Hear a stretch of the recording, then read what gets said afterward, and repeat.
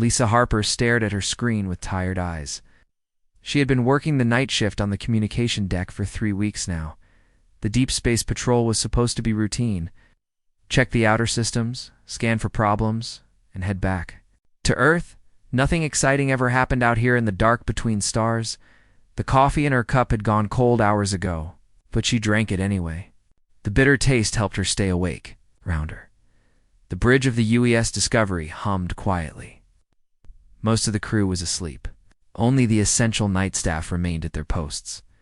Lisa adjusted her headset and ran another scan of the communication frequencies. Static filled her ears, the same white noise she had heard for months. Space was quiet tonight, just like every other night. She was about to switch to the next frequency band when something made her stop. There was a pattern in the static. It was faint, almost lost in the background noise, but it was definitely there. Lisa leaned forward and fine-tuned her equipment. The pattern became clearer. It was not random static. It was a signal. Her heart started beating faster.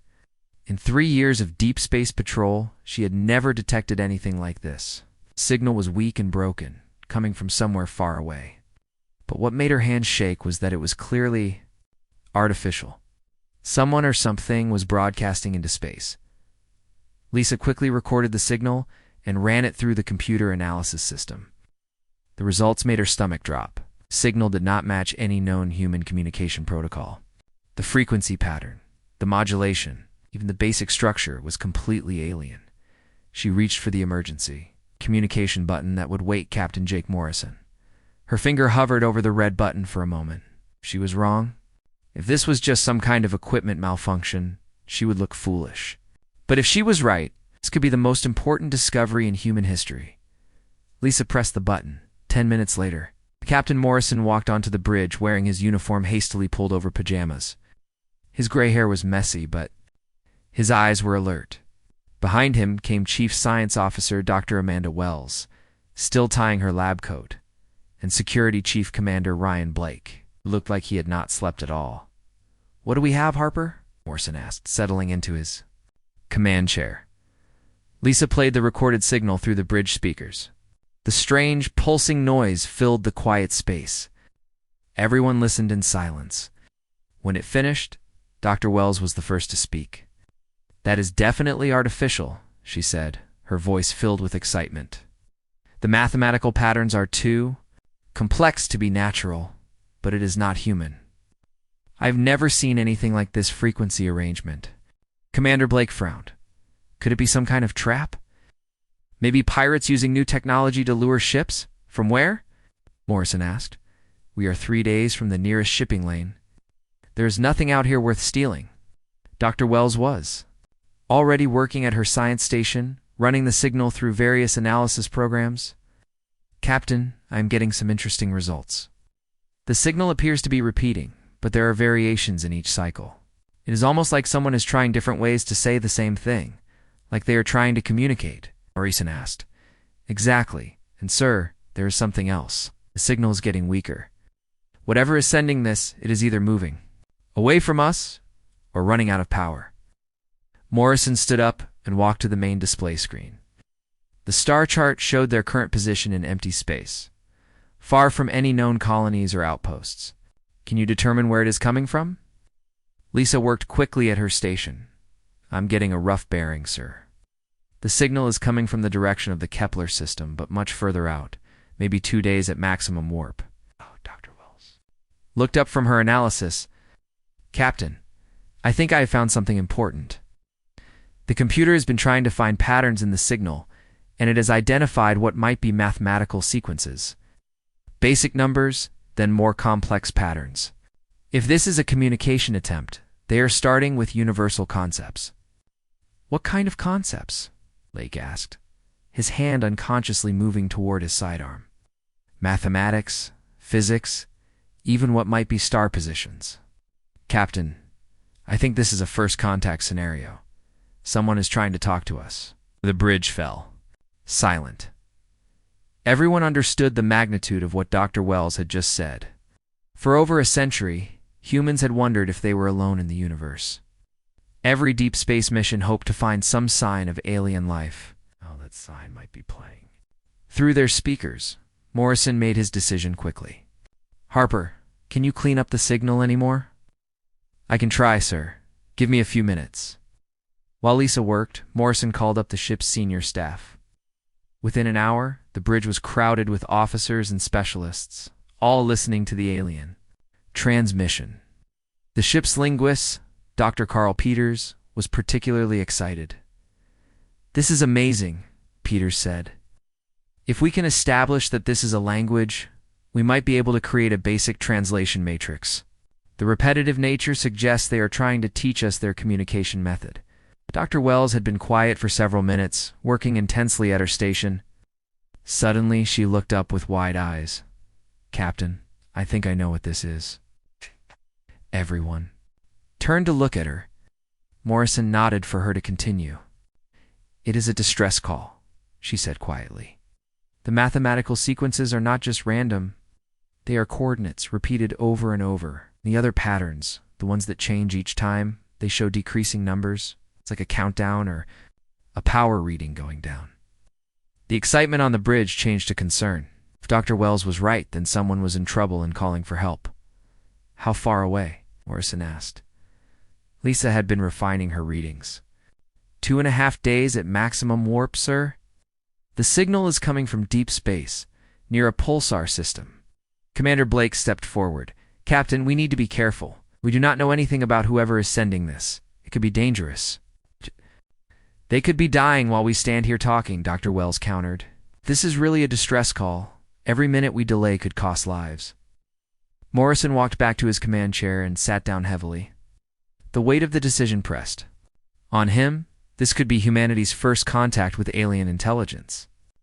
Everything they did from this moment forward would shape how that contact developed. What is our mission status? He asked his first officer. Lieutenant Commander Nancy Lopez checked her reports. We have completed 70% of our patrol. Route, sir. We are scheduled to return to Earth in 2 weeks. All systems are operating normally, and we have full supplies. Morrison nodded. He looked around the bridge at his crew. These people had trained for years for deep space missions. They were professionals who could handle whatever they might find, but none of them had trained for this. Dr. Wells, how certain are you that this is a distress call? 80% certain, sir. The patterns are consistent with emergency communications, and the weakening signal suggests urgent need. And if it is a trap, Commander Blake answered. We are a deep space patrol vessel, sir. We have defensive weapons and trained security personnel. We can handle most threats. Morrison made his choice. Harper sent a response on the same frequency. Use basic mathematical sequences to let them know we received their message. Then plot a course for those coordinates, sir. Blake asked. We really going to respond to an alien distress call? Morrison stood up and looked at the star field on the main screen. Somewhere out there, someone was calling for help. The idea that humanity's first contact with alien life would involve ignoring a cry for help was unacceptable to him. Commander, if we are going to represent humanity to the galaxy, we are going to do it right. Set course for the coordinates. Maximum warp. Discovery changed direction and accelerated toward the unknown. None of the crew realized they were about to make history in ways they never imagined. The Discovery dropped out of warp speed at the edge of the pulsar system. Captain Morrison stood on the bridge, watching the main screen as it filled with debris floating in space. Twisted metal pieces drifted slowly past their ship, some still glowing from recent damage. My God, Dr. Wells whispered from her science station. There was a battle here. Lisa Harper worked quickly at her communication post, scanning for the source of the distress signal. Captain, I am picking up the transmission. It is much stronger now. Source is about 50,000 kilometers ahead. Morrison nodded too. His helmsman, take us in slowly, Lieutenant Davis. Keep our weapons ready, but not locked on target. As they moved closer, the debris field grew thicker. Some pieces were clearly artificial, with smooth surfaces and strange markings. But the metal was unlike anything in human databases. It seemed to flow and curve in ways that human engineering never used. Wow. There, Dr. Wells pointed at the main screen, dead ahead. A ship appeared through the floating wreckage. It was beautiful. an alien with curves that reminded Morrison of sea creatures from Earth's oceans. The hull seemed to be made of some kind of living metal that pulsed with faint blue light. But large sections were dark, and atmosphere was venting from several holes in the side. "Life signs?" Morrison asked. Dr. Wells checked her readings. "Am detecting multiple life forms aboard that vessel, sir. But the readings are weak and getting weaker. Whatever those beings are, they are dying." Commander Blake studied the tactical display. "Captain, that ship has weapon ports, but they appear to be damaged or offline. I am not detecting any threat from the vessel." Morrison made his decision. "Harper, open a communication channel." "Frequencies." Lisa worked at her station for several minutes. "Channel open, sir. I am broadcasting on the same frequency as their distress call." Morrison cleared his throat and spoke clearly. "Unknown vessel. This is Captain Jake Morrison of the Earthship Discovery. We received your distress call and have come to help. Please respond." For a long moment, there was only static. Then, the speakers crackled to life with sounds unlike anything the human crew had ever heard. The voice was musical, almost like singing. But with clicks and whistles mixed in, Dr. Wells frantically worked at her science station. "Captain, the computer is trying to create a translation matrix. Give me a few more minutes." The alien voice continued, growing more urgent. Even without understanding the words, Morrison could hear desperation in the tone. "I think I have something," Dr. Wells announced. The computer speakers began producing a mechanical voice alongside the alien sounds. "Human vessel, please help us. We are dying. Our ship is failing. Please help." Morrison felt a chill run down his spine. The first words from another intelligent species were a plea for help. "Unknown vessel, we want to help you. What is your situation?" The response came more quickly this time, as if the aliens were getting better at using the translation system. "I am Commander Veltar of the research vessel Bright Current. We are Cathini, peaceful explorers, studying stellar phenomena. We were attacked by Vractor raiders. Our life support is failing. 16 of my crew are injured. We have maybe 2 hours of air remaining." Dr. Wells looked up from her station. "Captain, their ship is venting atmosphere. They're telling the truth about life support failure." Morrison nodded. "Commander Veltar, we are preparing to assist you. Can your people be moved to our ship?" "You would do this? You do not know us? We could be dangerous to you?" The simple honesty in the aliens' question struck Morrison. "Commander, you called for help? You're here to help. That is what people do." There was a pause before Veltar responded. "Your species must be very brave or very foolish, but we are grateful. However, there is danger. The Vractor may return. You should leave us and save yourselves." Commander Blake stepped forward. "Captain." "Who are these Vractor?" Reeson repeated the question to the alien commander. "The Vractor are raiders and slavers. They attack peaceful ships, steal cargo, and take prisoners to sell. No species has ever successfully fought them. They have weapons and ships far beyond what most civilizations possess. They left when their sensors detected your approach, but they will return when they learn you are only one small ship." Dr. Wells was monitoring the alien vessel's condition. "Captain, we need to start rescue operations now. Our life support is failing faster than expected." Morrison was about to order the rescue when Lieutenant Davis called out from the navigation.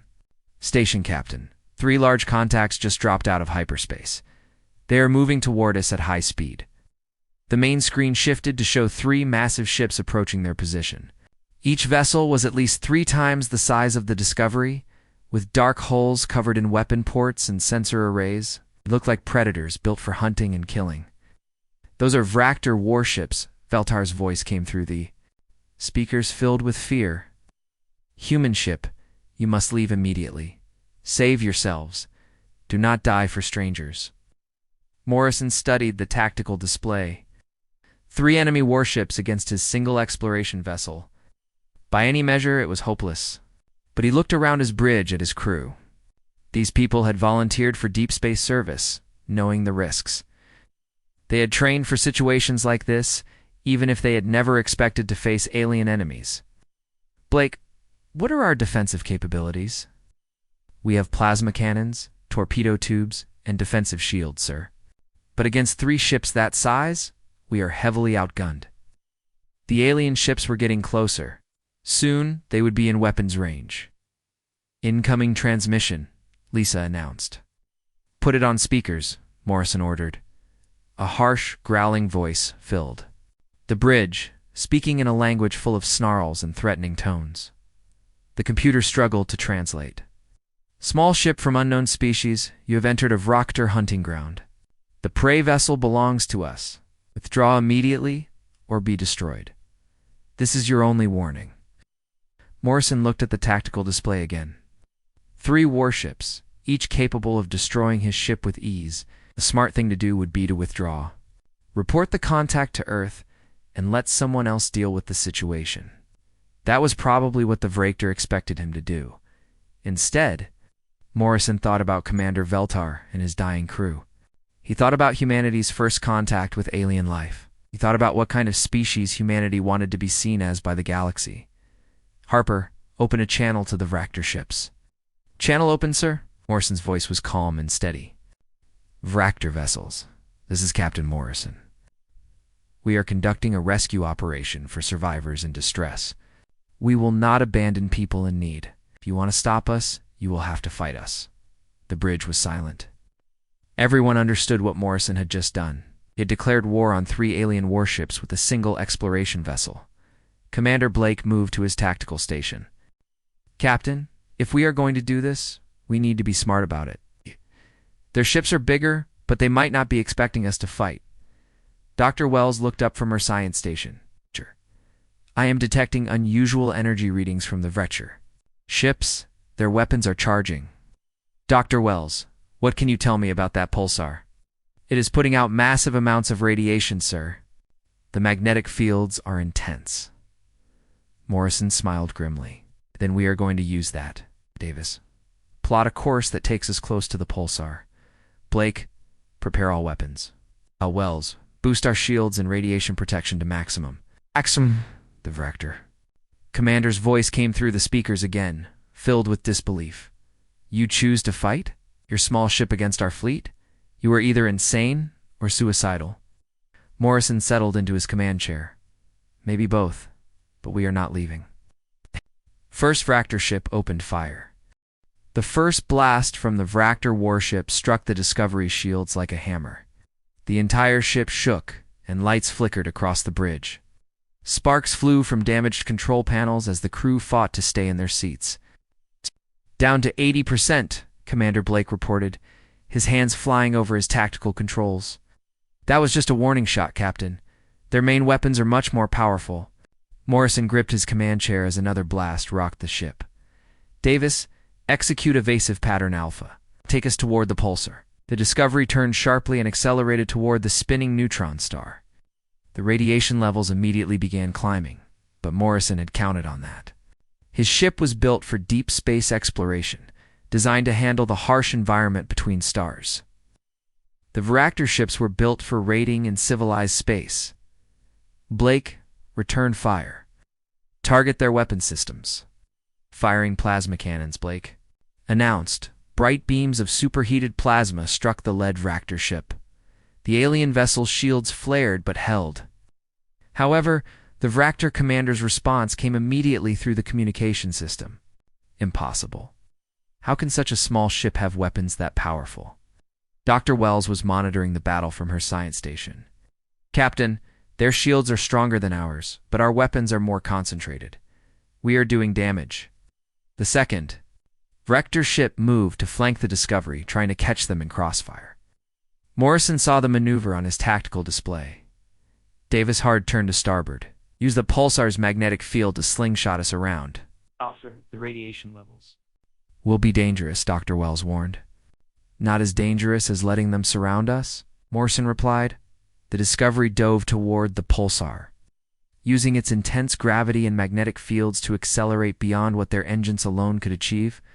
The Vraktor ships followed, but they were clearly struggling with the intense radiation environment. Their shields are fluctuating, Blake reported. The radiation is affecting their systems. Morrison smiled grimly. Then we stay close to the pulsar. Harper, send a message to Commander Veltar. Tell him to move his ship away from the battle zone.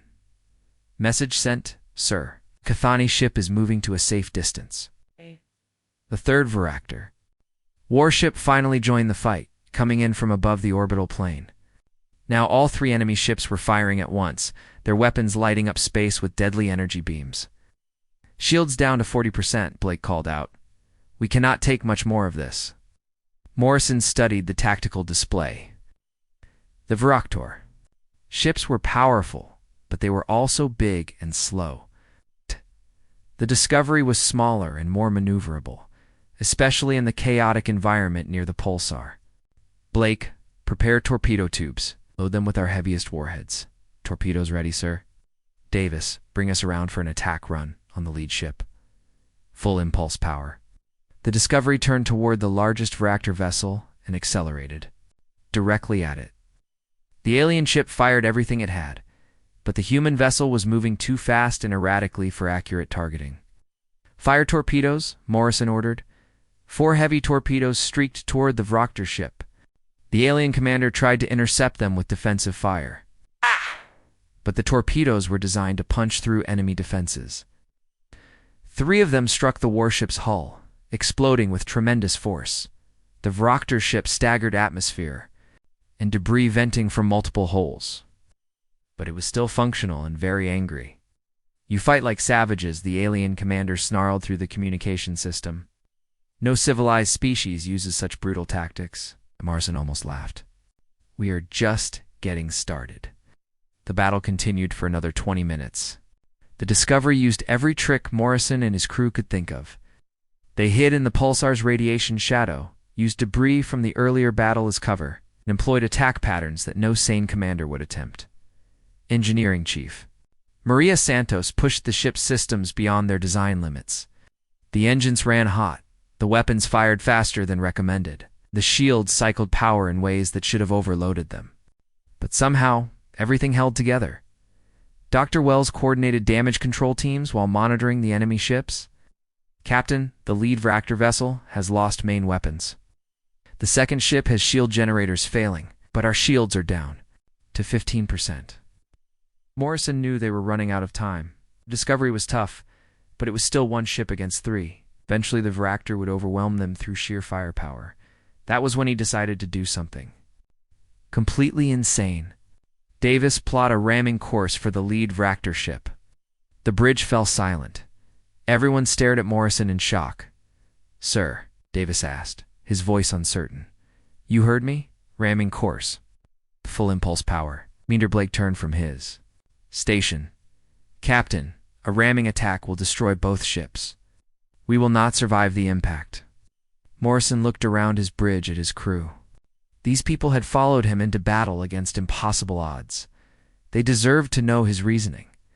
The Discovery was built to handle asteroid impacts during deep space exploration. Our hull is reinforced with the strongest materials Earth can produce.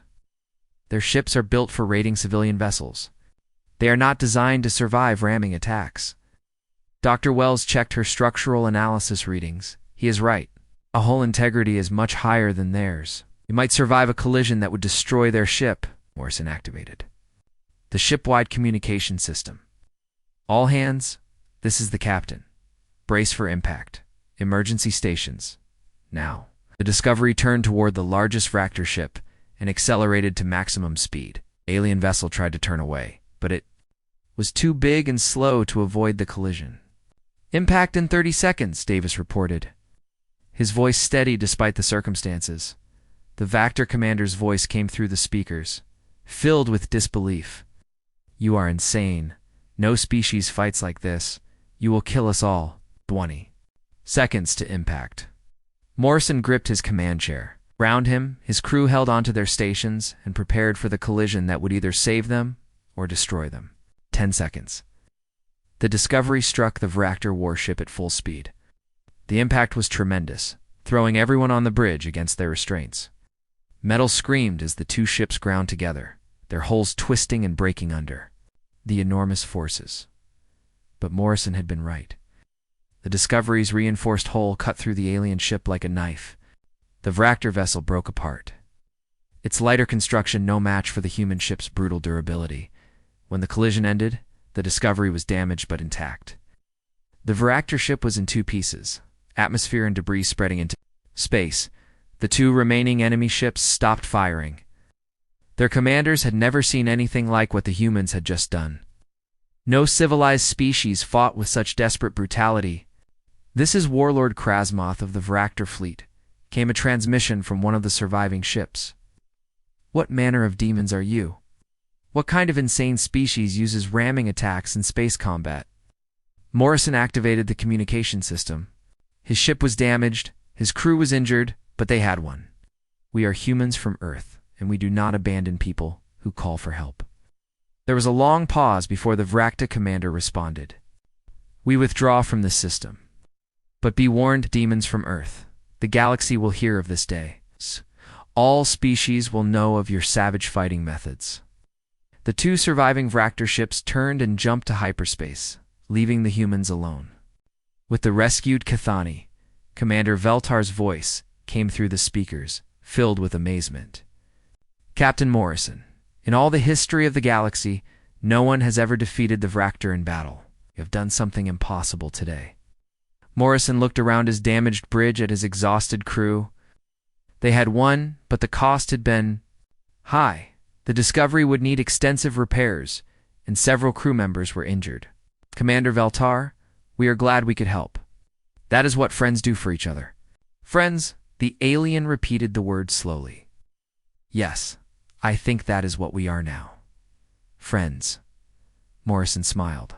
Humanity's first contact with alien life had involved a desperate battle against overwhelming odds. Somehow, that seemed appropriate for his species. 3 days after the battle, the Discovery limped into the Kepler Station repair facility. The human outpost was a small research station built around an asteroid, designed to study the unusual stellar phenomena in the system. The station crew stared in amazement as the damaged ship docked, its hull scarred from combat with alien warships. Commander Veltar and his surviving crew had transferred to the Discovery after their ship finally lost life support. The Cathani were fascinating to the human crew. They looked somewhat like large butterflies that walked upright, with delicate features and skin that changed color based on their emotions. Dr. Wells spent hours talking with their chief scientist, Dr. Narath, learning about their culture and technology. Captain Morrison was in his quarters, writing his official report, when Lisa Harper called from the communication center. "Captain, we are receiving a priority transmission from Earth Command. Admiral Parker wants to speak with you immediately." Morrison sighed. He had expected this call. News of first contact with alien species would reach Earth quickly, especially when it involved a space battle. "Put the Admiral through to my quarters, Harper." Admiral Susan Parker's stern face appeared on Morrison's personal screen. She looked tired and stressed, which was unusual for the normally composed officer. "Jake, what the hell happened out there? We got your preliminary report, but I need to hear it from you directly." Morrison spent the next hour explaining everything that had happened, from detecting the distress signal to the final battle with the Varactor. Admiral Parker listened without interruption, her expression growing more serious with each detail. "So let me understand this correctly," she said when he finished. "You engaged 3 alien warships in combat, used ramming tactics that could have destroyed your ship, and won a battle against supposedly superior technology." "That is correct, Admiral. And now we have 16 alien refugees on a human station, along with the wreckage of their ship and detailed sensor records of advanced alien technology." "Yes, ma'am." Admiral Parker rubbed her temples. "Jake, do you realize what you have done? This changes everything. We are no longer alone in the universe, and our first contact involved military action." Morrison had been thinking about the same thing for days. "Admiral, what else could we do? Let innocent people die while we ran away? That is not who we are as a species." "I know, Jake.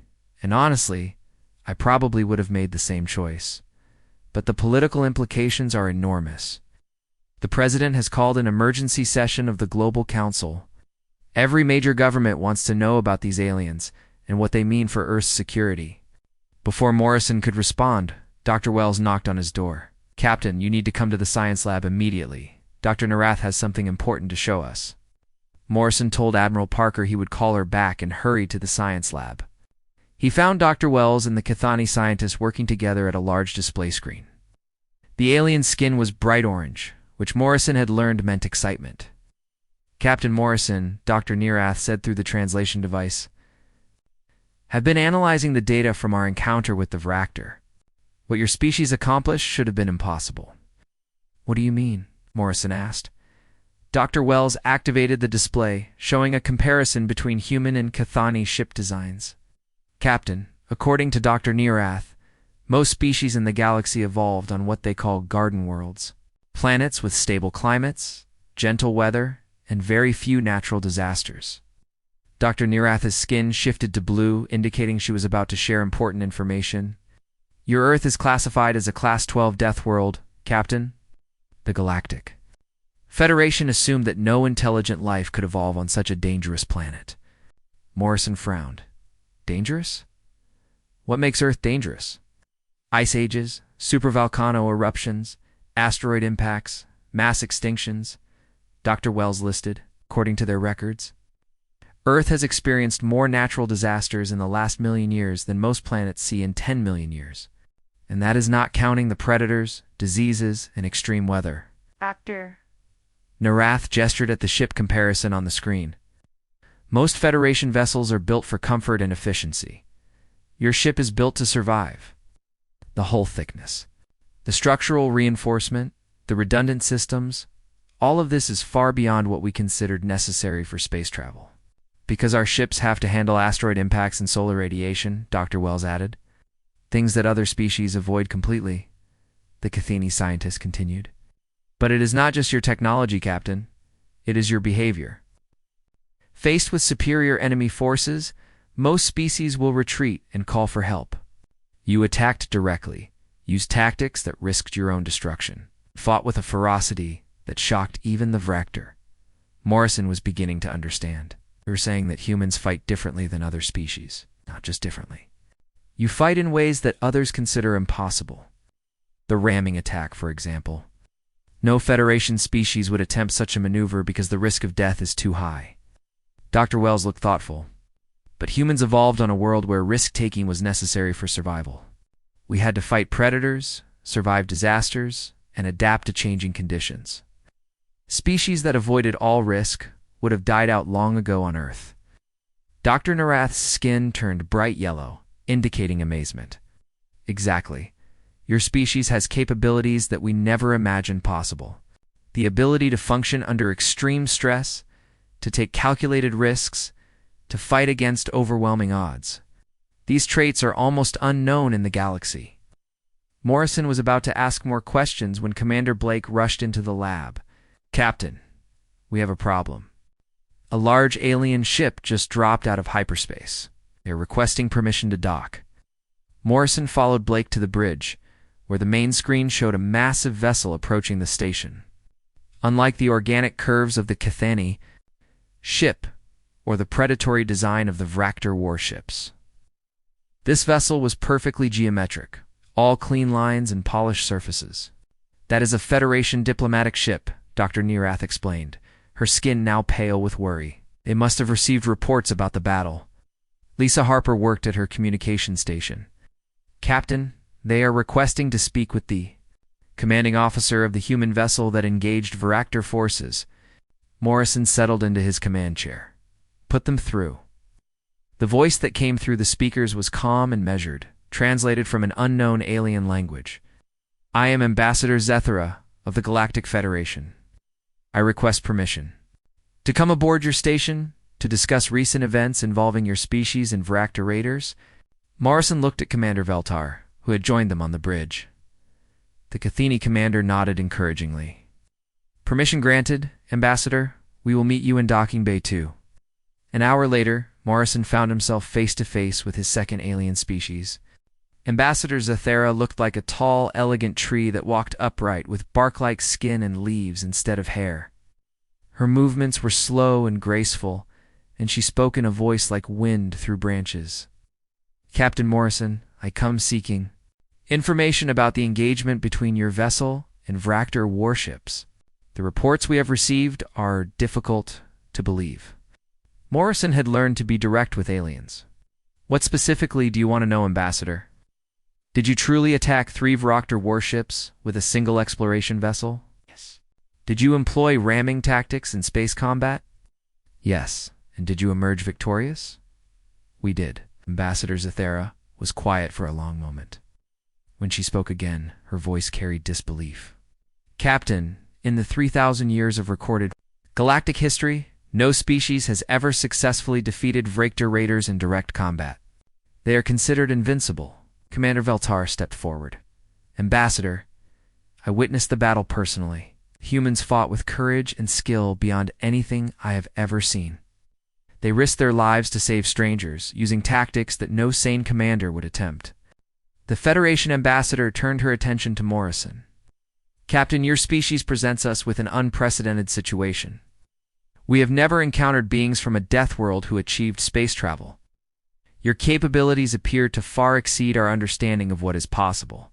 Morrison could see where this was leading. What do you want from us, Ambassador? The Federation faces many challenges, Captain. Pirate raids, territorial disputes, species that refuse to follow galactic law. We have always handled these problems through diplomacy and economic pressure. But perhaps there are situations where your unique capabilities might be useful. Dr. Wells stepped forward. Are you asking humans to become the galaxy's police force? Ambassador Zathera's leaves rustled, which Morrison guessed was the equivalent of nervous laughter. Not exactly, Dr. Wells. But perhaps there is a place in the galaxy for a species that can do what others consider impossible. Morrison realized that humanity had just been offered a job they never applied for. The galaxy wanted humans to be their protectors, their last resort when diplomacy failed. It was a responsibility he was not sure his species was ready for. But as he looked around at his crew, the rescued Kitheni, and at the Federation ambassador seeking their help, Morrison began to understand that, ready or not, humanity was about to become something they had never expected to be.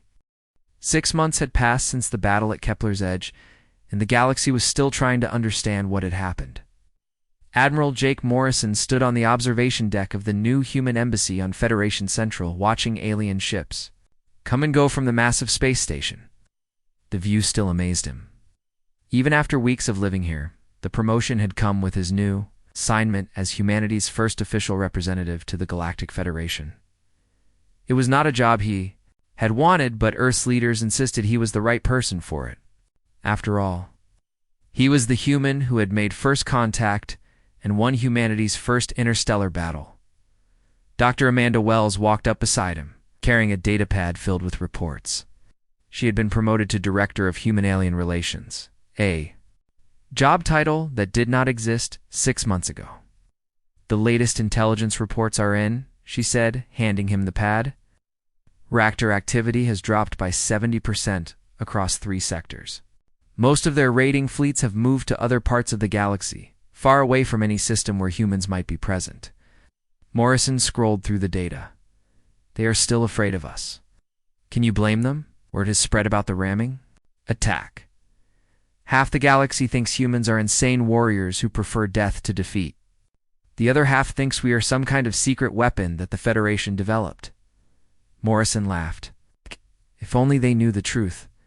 We were just trying to help some people in trouble.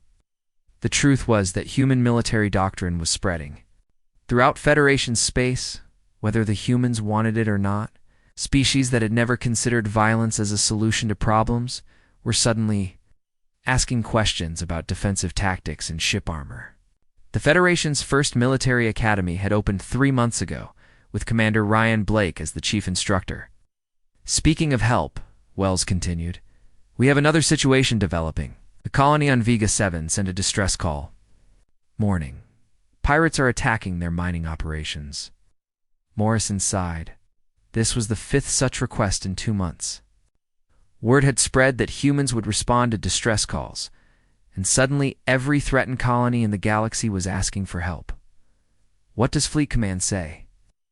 The Hughes Guardian is already en route. Captain Davis should arrive at Vega 7. In 18 hours, Lieutenant Davis had been promoted to captain after the battle at Kepler's Edge and given command of humanity's first dedicated patrol vessel. The Guardian was bigger and more heavily armed than the Discovery, designed specifically. For the new role, humans found themselves playing in galactic affairs. Morrison's thoughts were interrupted by his communication device. Admiral Ambassador Zathera is here for your meeting. Send her in. The Federation ambassador entered Morrison's office with her usual graceful movements. Over the past months, Morrison had learned to read her body language. Today, her leaves were dark green, indicating serious concern. Admiral Morrison, we have a problem, she said without preamble. The hegemony of Scar is mobilizing their fleet. Morrison felt his stomach drop. The hegemony was the galaxy's other major power, a collection of aggressive species that competed with the Federation for territory and resources. Unlike the peaceful Federation, the hegemony believed in conquest and domination. What kind of Mobilization? Our intelligence suggests they are preparing for a major expansion into Federation space. They believe that our alliance with humanity makes us appear weak and desperate. Morrison stood up and walked to his window, looking out at the busy space lanes. They think hiring human mercenaries means the Federation cannot defend itself. Exactly. They do not understand that humans fight to protect others, not for payment. They see your military assistance as evidence of Federation weakness rather than strength. Morrison had been expecting something like this. Humanity's reputation as warriors was growing, but not everyone in the galaxy saw that as a good thing. Some species viewed human military capabilities as a threat to the existing balance of power. What does the Federation Council want to do about it? Ambassador Zethris Leaves rustled nervously. They want to demonstrate that the Federation is still strong. There is talk of organizing a joint fleet exercise, showing that Federation species can work together with human tactical support. Before Morrison could respond, his communication device activated again. This time, it was Captain Lisa Harper, now commanding the communication center for all human operations in Federation space. Admiral, priority message from Earth. You need to take this in your private office? Morrison excused himself and activated the secure communication system. President Maria Rodriguez appeared on his screen looking tired but determined. Jake, we have a situation developing that you need to know about. Our deep space sensors have detected a massive fleet moving toward Federation space. It is not the hegemony. Morrison felt cold. Who is it, Madam President? We do not know. The ships do not match any known design in our databases or the Federation records, but there are hundreds of them, maybe thousands, and they are heading directly for the core Federation worlds. Morrison realized that humanity's role in the galaxy was about to become much more complicated. How long before they reach Federation space? 3 weeks? Maybe 4? Jake, the Federation is about to face its greatest threat in centuries, and everyone is going to be looking to humans for answers. The communication ended, leaving Morrison alone with the weight of responsibility. In 6 months, humanity had gone from unknown species to the galaxy's primary military force. About to face their greatest test, he returned to his office to find Ambassador Zathera waiting anxiously. Ambassador, we need to call an emergency session of the Federation Council. There is something they need to know. 2 hours later, Morrison stood before the assembled representatives of 47 different species. The Great Council Chamber buzzed with dozens of different languages as the translation systems worked to keep everyone informed. Representatives of the Federation, Morrison began. We have detected an unknown fleet approaching Federation space. Our estimates suggest it is the largest military force ever seen in this galaxy. The chamber erupted in frightened chatter. Many species had never faced a serious military threat, and the idea of an invasion fleet terrified them. Council leader Thrinaki, a tall being that looked like a walking crystal formation, called for order.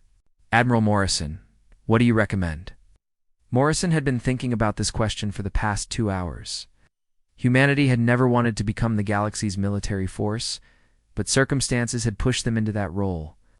Now, when the Federation faced its greatest challenge, everyone was looking to the species from the Deathworld for salvation. I recommend that we mobilize every available ship in Federation space. Human vessels will form the core of the defensive fleet, but We will need support ships and crew from all member species. This cannot be just a human operation. Representative Kohler from the militant Thrasian Union stood up. And if this unknown fleet proves too powerful even for human tactics, Morrison looked around the chamber at the faces of dozens of different species, all of whom had come to depend on human protection in just 6 months. Then we fight anyway. That is what people do when their friends are in danger. 3 weeks later, Morrison stood on the bridge of the UES Defender, humanity's new flagship. Around him, the largest fleet in Federation history waited in formation. Human ships formed the center of the battle line, but they were supported by vessels from every member species of the Federation. Captain Wells, now commanding her own ship, reported over the communication system. Admiral, the unknown fleet has dropped out of hyperspace at the edge of the system. Preliminary scans show over 2,000 vessels. Morrison studied the tactical display. The enemy fleet was massive, larger than anything the galaxy had ever seen, but as he looked around his bridge at his mixed human and alien crew, he felt confident. Humanity had never asked to become the galaxy's protectors, but they had proven that when people called for help, humans would answer. And they would. Keep answering, no matter how impossible the odds seemed. All ships, this is Admiral Morrison. Today we fight not just for the Federation, but for the idea that civilized beings protect each other. Let them see what happens when you threaten our friends. The unknown fleet began its attack, but they were about to learn what the Vractor had discovered 6 months ago. Humans from the death world called Earth did not abandon people in need, and they would fight impossible battles to protect those who could not protect themselves. The galaxy's emergency response system was about to prove itself once again,